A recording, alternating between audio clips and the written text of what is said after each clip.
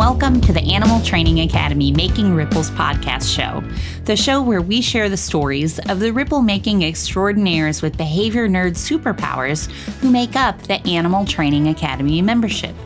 I'm your host and one of the happiness engineers at Animal Training Academy, Shelley Wood from Drop Your Jaws Dog Training in Cape Girardeau, Missouri in the United States.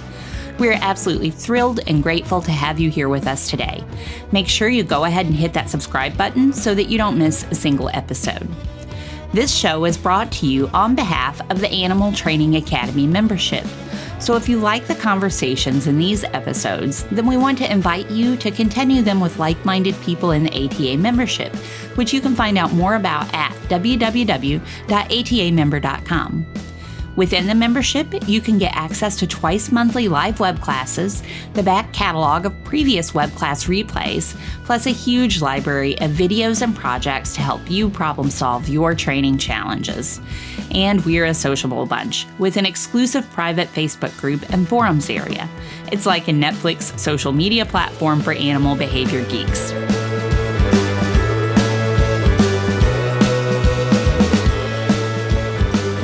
But we will get started on today's episode where we will be talking to one Lee Stone. Lee is the operations manager and the Southeast Queensland avian behavior and training consultant for Parrot Life Behavior and Training, a parrot-specific behavior consultancy based in Australia and New Zealand. Lee comes from a background in dog training and behavior consulting.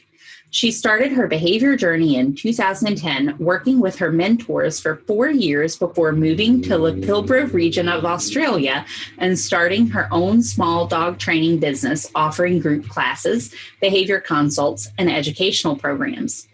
In 2016, Lee added an Eclectus parrot to her growing menagerie of animals and quickly became hooked. This naturally led her down a path to researching and learning all she could about parrot behavior, training, and enrichment. During this time of nerding out on all things parrot, she met the team at Parrot Life and has not looked back. In 2018, Lee packed up and left Western Australia and moved home to Brisbane, where she primarily works with parrots. In the past 4 years, Lee's flock has grown from 1 to 5 parrots, although 2 are only temporary residents. Her flock now includes her Eclectus, 3 macaws, and 1 Kayik. She also has 2 long-suffering senior dogs named Kira and Phoenix. So without further ado, it is my very great pleasure to welcome one Lee Stone to the show today, who is patiently waiting by. Lee, thank you so much for taking the time to come and hang out with us today. How are you doing? I'm good, Shelley. Thank you for having me on board. It's actually my pleasure to be here. Well, I'm really excited to have you here and can't wait to just kind of dive right in and start chatting about some of the things that we have on our agenda to talk about today. And I know that when we caught up last week, I mentioned a little bit about this first question. And you said, I believe you said something to the effect of, you mean people have lives outside the animal training? Yes, that sounds like me. But for our first question today, I was hoping you could get us started maybe by talking a little bit about your life experiences outside of animal training and how those life experiences shape your animal training. And then the other way around too, how your animal training experiences maybe shape some of your life experiences outside of the animal training world. Absolutely, Shelley. So I guess I'm very much that person that's thrown myself into my animal training world, and my life has become much about animals and animal training. So I think probably the main area of my outside life that influences my animal training life is my animals. And as I'm sure all of us are aware, our animals are some of our best teachers. So the reason I got into animal training was because of my now nearly 13-year-old dog, Kira, and some of her behavior issues that popped up at a young age. So I really learn a lot from my animals and my life with my animals because I'm just human like everybody else. And like everybody else, I make mistakes or I don't set myself up or my animals up appropriately every day. I might be stressed. I might be anxious. I might be busy.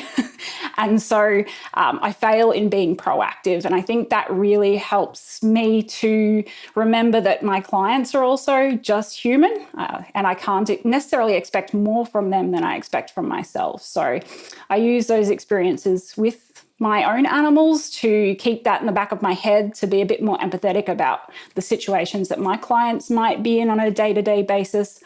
And then I also, I guess I learn from that as well, how I can help develop strategies with my clients that will better prepare them, help them be more proactive, and help their animals be successful on a day-to-day basis. That's great. I think that a lot of people can relate to that, not being as proactive as we could be, maybe with the animals in our own lives, which can be really hard to do when we're living with them 24 hours a day.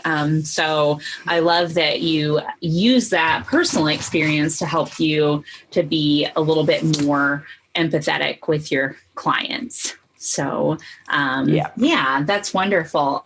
I think you mentioned that sometimes you try to help clients by giving them some specific strategies to help them be more proactive with the animals in their life so that they can be successful. Can you think of any of those types of strategies that you might use with your clients?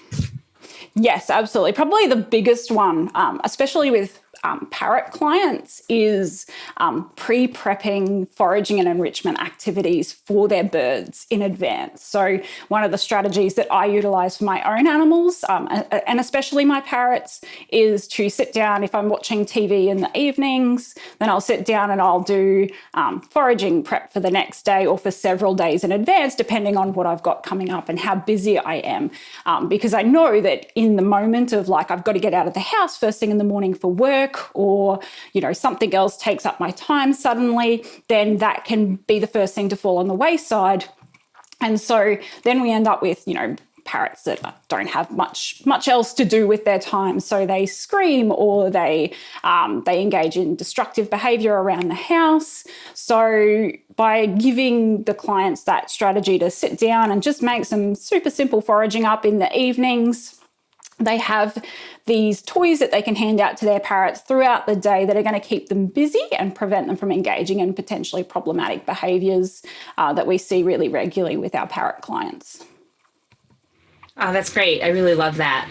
I know that sometimes I work with people and dogs, and that sometimes I'll suggest that people train a specific thing with their dog, but fail to give them a suggestion like where to stash treats ahead of time to help them with training something like a recall or something per se, Yeah. So that kind of reminded me of that when you were talking about this. Yes, definitely. And that's another strategy as well for my clients, is to have those treats somewhere within reach that they can reinforce behavior when their parrots are engaging in desirable behavior, because they can go from being well-behaved to engaging in an undesirable behavior really quickly, especially when they're flighted. So right. So yeah, being just really proactive, as you said, and really thinking about having those antecedent arrangements in place can be so helpful and really go a long way, I think, for folks. Absolutely. So you said, I believe you said that that foraging and enrichment you felt was really important, and I think you said especially for parrots or especially for birds, maybe. And so I'm wondering if that if you made that note, especially because of the animals themselves, or because of the environments that they tend to live in, or what kind of caused you to say that, if that makes sense? Yeah. Yes, it does. Yeah. I think it's kind of a combination of both. And don't get me wrong, I obviously very strongly recommend enrichment and foraging for dogs when I work with dogs and other animals as well. But with parrots, they aren't domesticated like our dogs, so they aren't quite as, I guess, evolved to spend long hours inside houses with humans or with nothing much to do. So I do feel like they need quite a lot of activity during the day. I mean, most parrot species are going to spend 4 to 6 hours every day foraging in the wild. and some species even more. So your lorikeets, which are native to Australia and some of the areas around here, they will spend vast portions of their day looking for food because of the amount that they require. So when we feed birds from bowls, then we really end up with a lack of normal behavior repertoire for them. And this can then lead to lots of stereotypies and other problem behaviors that might pop up. So yes, I do feel like foraging and enrichment is especially important for our parrot companions because they really need that little bit of extra. And then on top of that, they are built to fly. And so when they're in cages or even in aviaries, they don't get nearly as much opportunity to engage in that normal behavior. And so I think it's important that we stimulate them in other ways if we can't provide flight, or at the very least try and stimulate some sort of flight or movement throughout the day to ensure that they're getting that exercise that they require. And then on the other side of the coin there as well is that lots of problem behaviours that develop in parrots can be mitigated by keeping them busier during the day as well. So getting them foraging, getting them to spend time engaging in normal parrot behaviour and wearing off some of that energy because, like I said, lots of problem behaviours that we see are significantly mitigated by good enrichment and foraging strategies. So. Great. Thank you for that answer. I'm also curious, too, the people that you work with who live with these parrots, are most of them, do you work with a lot of people who are already really familiar with birds and they kind of know what they're getting into and that they're going to need to focus on a lot of foraging and enrichment activities? Or do you kind of have to sell that to the people that you work with? I think it's a bit of a mix. I think often people don't realise how important it is, but I don't find that I need to sell it very often. I feel like once I've kind of explained to them that parrots would spend so much time in the wild foraging and that by keeping them busy, we can reduce some of those problem behaviours, they tend to get on board really, really quickly. So I do think that, many parrot owners don't necessarily quite realise the extent of their needs with regards to that area, but most are pretty happy to kind of implement it. So, and I have to say that most of our clients are really, really, really fantastic, love their birds, want the best for them, and just don't really know any better at the time. So. That's great. Yeah, thank you. Thanks for answering that one as well. And it's wonderful that you have so much, it sounds like you have a lot of buy-in from the people that you work with. And so wonderful. Definitely. Yeah. So thanks for answering all that. I love to hear about, a little bit about those kind of overlaps between what we put in the little animal training box and the things that we put outside of that and how the, lines get kind of blurred sometimes. So yeah. Thank you for sharing that. That was Neha said thank you as well. Yeah. So moving forward, I was hoping that you might share with us a little bit about a recent training related challenge, how you worked through the challenge and what you learned from that. Absolutely. So this kind of, I guess, almost feeds back into what I was just talking about with regards to being proactive. So the training challenge that popped into my head was related to my own parrots. So very recently I had a 180 square metre netted flight installed in my yard for my parrots. So that's attached to my house and it's a really great space. It means that they can really stretch their wings and exercise and fly and be birds, I guess, which I think is really, really important. But that 180 square metre netted flight area encompasses 2 aviaries as well. So where some of my birds spend time. So one aviary is, it's primarily covered and it's on the alfresco area at the moment. They don't seem to worry about that one, but the second aviary is more open and it houses my eclectus parrot during the day. So a couple of my macaws have decided that it's a really good activity to fly and hang off the side of the aviary. Of course, there's 170 other square meters of space they could spend time in, but like many animals and children, they tend to find the one behavior that we don't want them to engage in.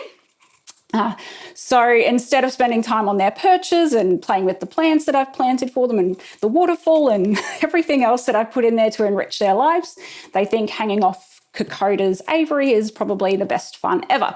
And of course, my concern with that is primarily for the safety of both Kokoda and the macaws and their toes.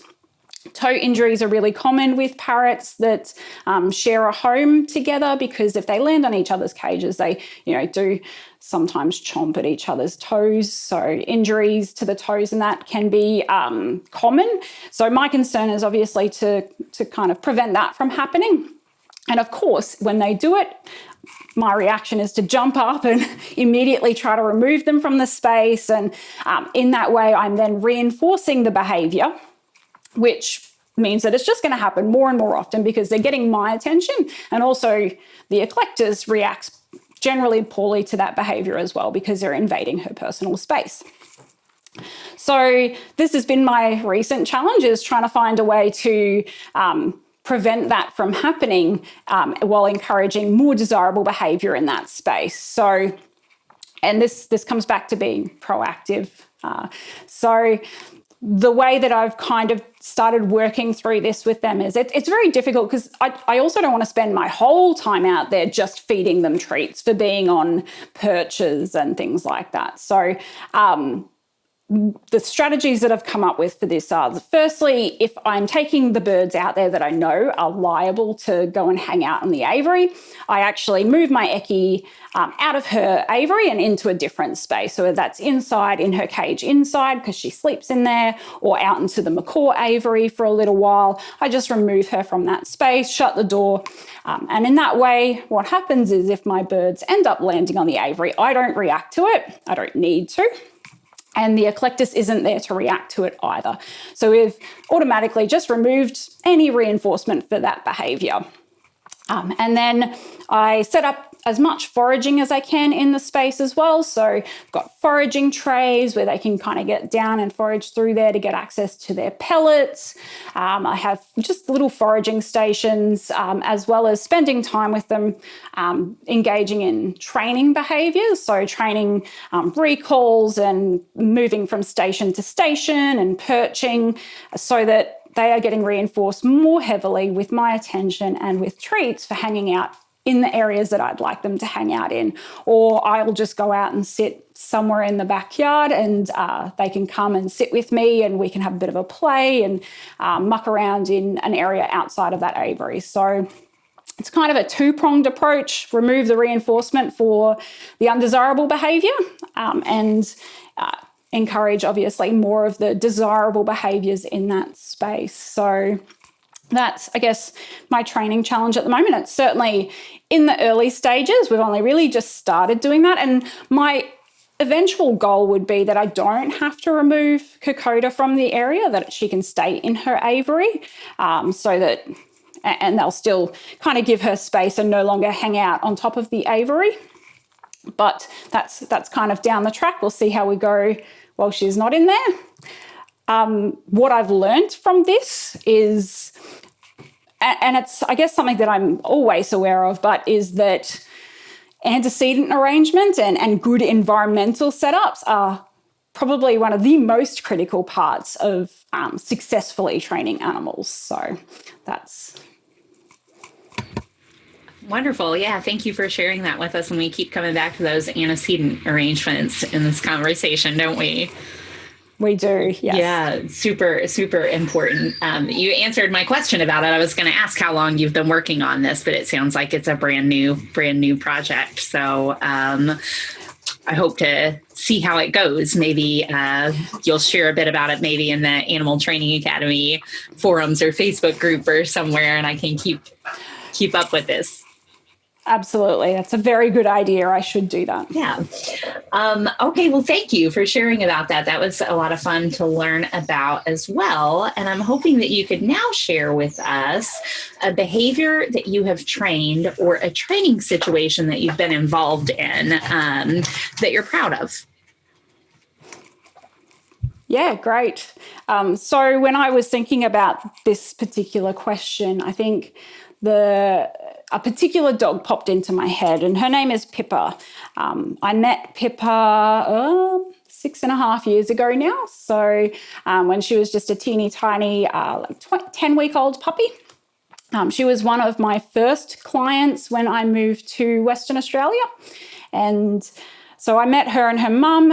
She had me out just to help set Pippa up for success as a puppy, so just a basic puppy consult. And at the time, she had been adopted from the local rescue, and she was a Chihuahua mix.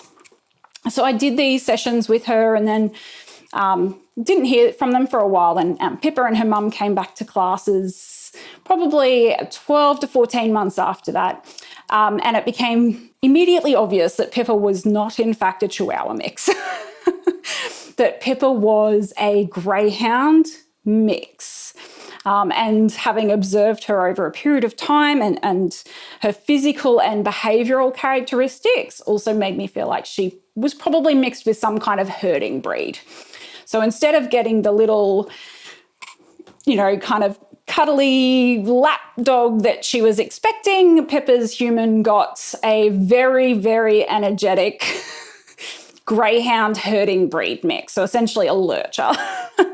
And they came back to classes, and unfortunately, Pippa had developed a number of behavioural issues. She was an especially reactive dog, and I know that's very much a label. So to define that label for you, she would bark and lunge at quite a number of triggers, to be honest. And then the other thing that she was doing was she was jumping up and biting her human all over the arm. So when she got really worked up, she would end up biting arms, and her human came to classes with bruises on her arms, and it was really, really tough. So that was the second time I met Pippa, and they came to classes for about 6 months, and then they took a break. And she had improved in that time, but classes also weren't the most appropriate space for her to spend her time because some of her triggers were humans and dogs. So, and then a little while later, I heard from them again.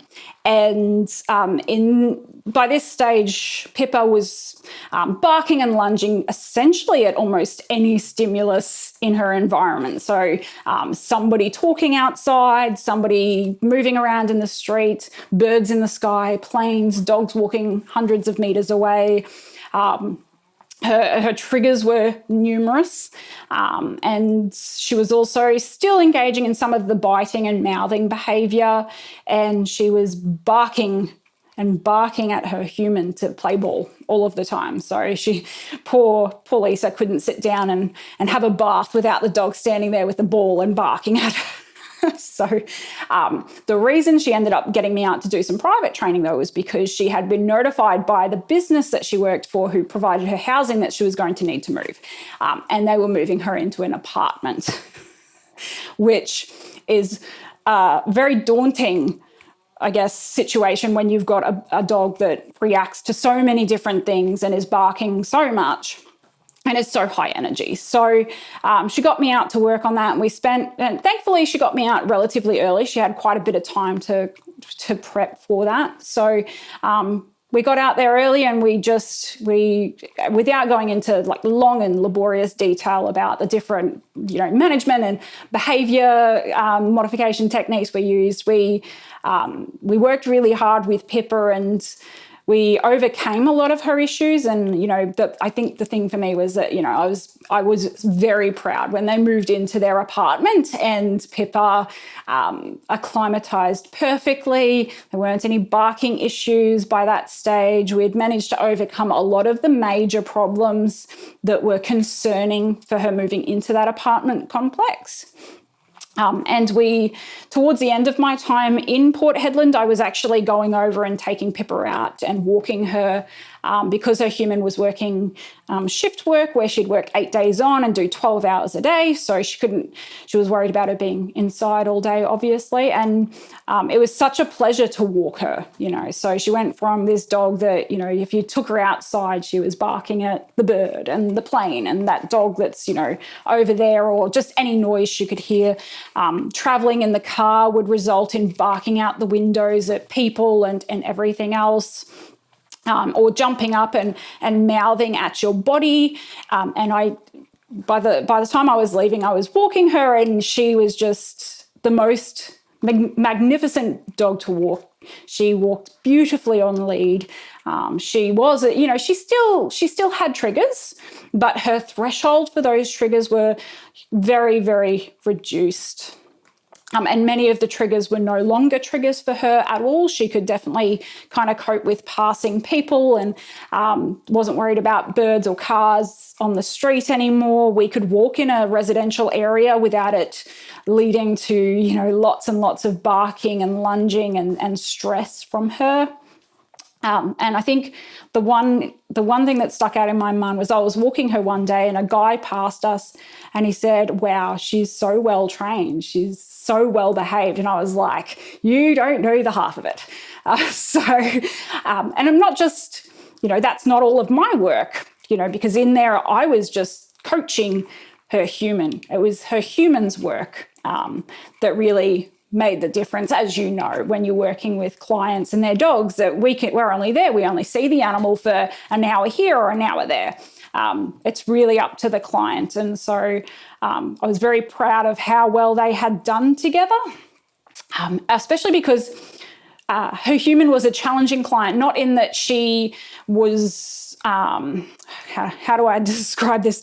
Not that she was, particularly difficult to work with, but that she always had such great questions, she always wanted to know, why are we doing this? How is this supposed to work? And she really made me have to sit and think about exactly why we were choosing each exercise or modification or management. And then I had to come up with a good way of explaining that to her human so that she would buy into it and then engage in it as well. So she was challenging in that way, but in a way that made me a better trainer and kind of pushed me to be better at communicating with my clients about why we're doing this training exercise or that management or whatever it happened to be. So so probably my longest ever clients, and by far the ones that kind of stick in my head. And I was very, very sad when I had to leave and I say goodbye to Pippa and her mum. So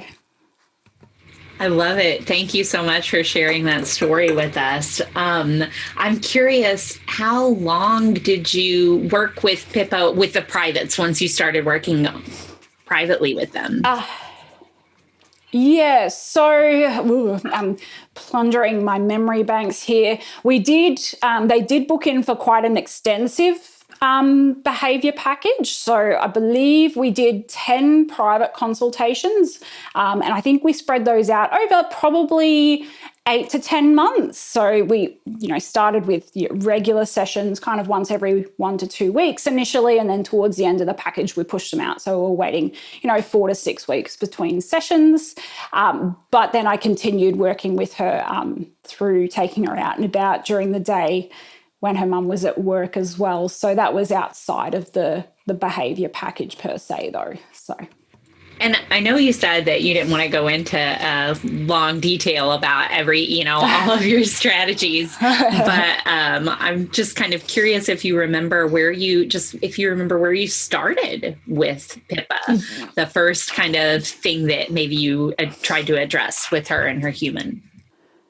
Yeah, absolutely. So the biggest one for us was initially trying to get her settled at home because we were concerned about her behaviour once she moved to that apartment complex. So probably one of the main modifications that we made was that we started the relaxation protocol, the Karen overall relaxation protocol. So we started that inside the house first because she was really hard. She could, like a good greyhound, get on the couch and just crash out and sleep. But she would also spend many, many hours, like I said, barking at her human for attention or to get access to playing ball. And it had been heavily reinforced because she was always worried about the barking upsetting neighbours, as you do.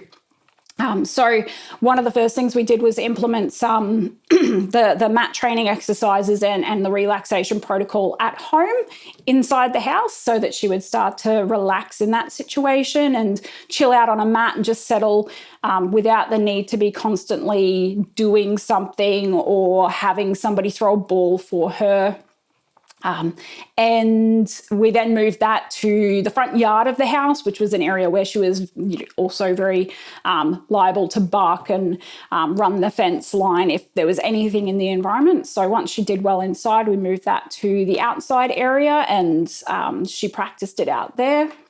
And we did that in conjunction with we adjusted her exercise routine. So her exercise routine was very high energy, running, chasing balls all of the time. So we really modified that to try and encourage more slower, more relaxed behaviors. So sniff walks and just hanging out on a long lead and wandering, because she was that dog that was very ball obsessed, and so we tried to modify that as well.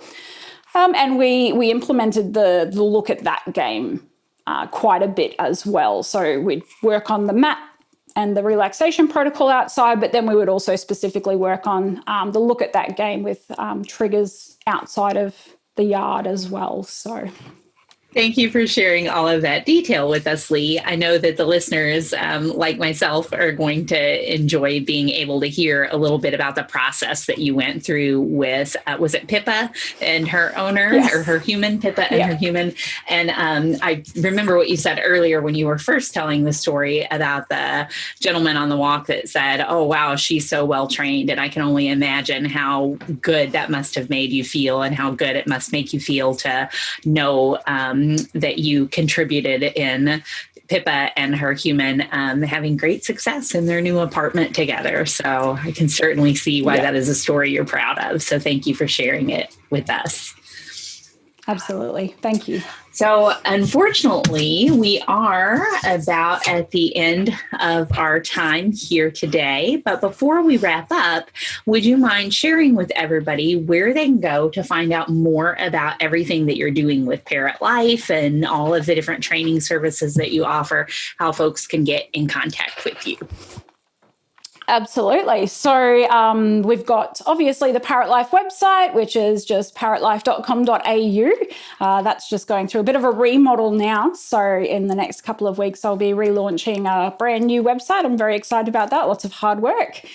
So they can obviously find me there and some more information about myself and the rest of the team. They can email me on lee@parrotlife.com.au as well.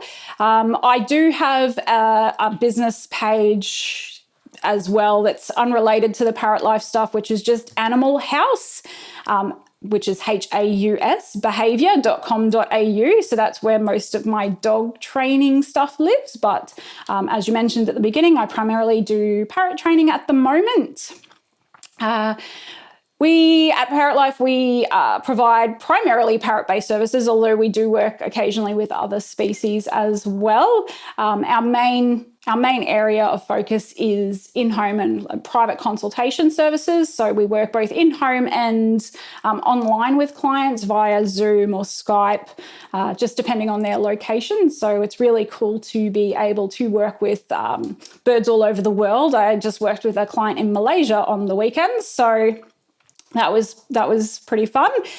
So we do, primarily private consulting. So both training, foundations, and behavior modification work. We also have what we call our Parrot Training Academy workshop series as well, which is a series of 3 workshops that are usually spaced out over three weekends, and they take up 2 days each. And they start with your most basic kind of understanding of parrot behavior, parrot training, husbandry, enrichment, and very, very basic training techniques, and then work all of the way up to the utilization of things like functional assessment to work through behavior problems by the 3rd one. So that's one of our other big areas, and we've recently started taking that online. partly because of COVID and all of the restrictions that meant that we unfortunately had to cancel this year's in-person workshops, but also because we were getting a lot of requests from people who weren't within those normal areas to do those workshops as well. So we've started to take them online and do them on demand that way. So that's one of our other kind of primary areas that we provide services. We also have a little shop where we sell products that we have tried and tested and love for our own birds. But those are kind of the areas that we work in, and we're just gradually adding little bits and pieces here and there, doing webinars and online seminars and trying to get as much information out to the general public as we can. So we've also got a nice little Facebook group, thanks to Ryan, who gave me lots of fantastic advice earlier this year on reaching more people. And so we've got a Facebook group where we now share lots of videos that we've developed about different parrot-related topics, as well as doing live Q&As and things in there as well. So wonderful. Thanks for sharing all of that with us, Lee. And we will, of course, link to all of that in the show notes as well. This has been a lot of fun getting to know you a little bit better, hearing about some of the amazing training that you have been doing. I know that the listeners are going to really enjoy hearing about all of this too. So from myself, on behalf of everyone listening as well, thank you so much for taking the time to come and chat with us today, Lee. Thank you for having me, Shelley. I've really, really enjoyed it. It's been fantastic. We do, of course, appreciate all of you tuning in as well. And if you have enjoyed this episode and are interested in carrying on the conversation about working with the animals in our lives in the most positive, most fun, and most choice-rich ways, then as mentioned at the start of this episode, the Animal Training Academy community is waiting for you. Head on over to www.atamember.com and click on the membership button in the main menu to learn more about what members are describing as the Netflix social media platform for behavior geeks. That's it for this episode, though. Thank you so much for listening. You'll hear from us again soon.